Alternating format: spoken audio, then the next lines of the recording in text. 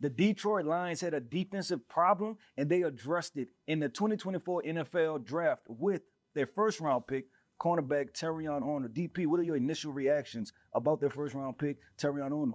Man, Aaron Glenn is getting a dog. He's getting a CB1 caliber corner, a guy that can play man, zone, kick into the slot, a guy that's willing tackler, right? You can't be on Dan Campbell's team if you're not trying to take some kneecaps, right? And being a well-coached guy that Terrion is, coming from that Alabama system with Nick Saban, we know he's coachable. We know that he's versatile, was a former safety, walking down in the corner. I think being able to learn from Aaron Glenn, who played the position, as now that being his defensive coordinator, this was a great fit. Yeah, I want to stop on the versatility part, right? Because that's the part that's key to me. And I want to talk to Detroit Lions fans and let them know, right? Another form of safety, right? And then you talk about Brian Branch being a safety, being a nickel. So you think about how many different things that they can do along that secondary, right? Then you add in Kirby Joseph. And this is a young nucleus that they have moving forward that can be really good, right? You're talking about probably one of the best secondaries, not in just the division, not in just the conference, right? But the entire NFL. And that's a long way versus what they used to be, right? And we're talking about the Detroit Lions. They used to be the bottom of the barrel, not only offensively, but defensively also, right? We're a long way from that way. But DP, I want to talk about this. Ennis Rakestraw, their second-round pick. And I want to start with this, man. You talk about going back-to-back corners, and that's why I started this video off saying that they addressed their defensive problem, because Ennis Rakestraw was a player that I had a high second-round grade on. They got him at the back end of the second round. And let's talk about defensive coordinator Aaron Glenn. What was he? A former cornerback, right? So there's no doubt in my mind that he watched both of these guys and said, you know what? Give me Terrion Arnold. Give me Ennis Rakestraw. They have exactly what I need to be able to coach and develop. I think self-awareness is big when you walk into the NFL draft as a team, and understanding the flaws of their team and their defense has been cornerback. It's been like that for a couple years, it feels like, right? Traded away Jeff Okudah, letting him go after he wasn't the guy that they needed him to be after being a top 10 pick. In double dipping at corner, getting Ennis Rakestraw after Terrion Arnold, I love what they're about to look like defensively, because you have one of the most menacing, like heavy motor edge rushers in the league with Aiden Hutchinson.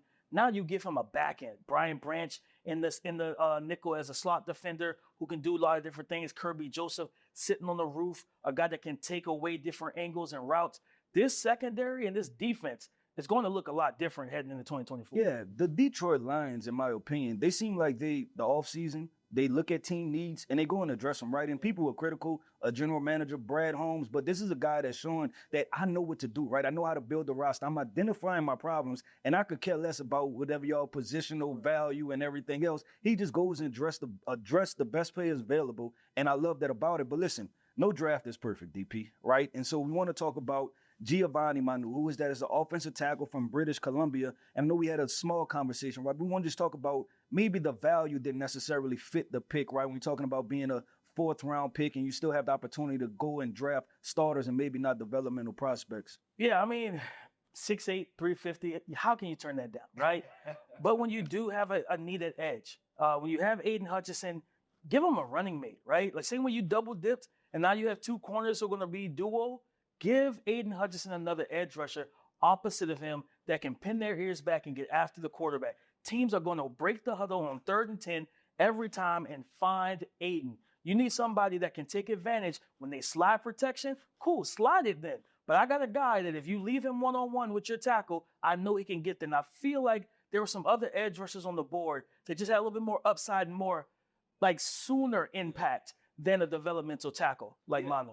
I agree with that. And, over here at the Draft Network, right, that 4th-round grade for us is that developmental traits part, right? And I think that is where you take a swing on a guy like a Austin Booker or something like that, a guy that, like you said, we can develop him and he can help Aiden Hutchinson. But looking at this draft holistically, DP, we're talking about the Detroit Lions draft, and we're going to hand out a grade to him, right? So I'm going to put you on a hot seat, and I'm going to ask you to give the Detroit Lions fans a draft grade. Keith, I'm going to give this grade to the Detroit Lions, and I'm going to give it graciously. They get a B. I love the first two picks. We talked about it, getting double dipping that corner, a big position of need, and sealing that, knowing what you have to deal with in the NFC North. I think getting Ennis Rakestraw and Terrion Arnold was big. I wish they used the Manu pick on another edge rusher like an Austin Booker, but nonetheless, I think this defense is much improved, and now the offense doesn't have to carry so much of the load heading into 2024. I agree, right? Because they were one half of football away from going to the Super Bowl. So it's all about addressing team needs. And I agree with you, DP. We going with the B. And that's what the Detroit Lions deserve, man. So hopefully they go from the NFC Championship to the Super Bowl in 2025.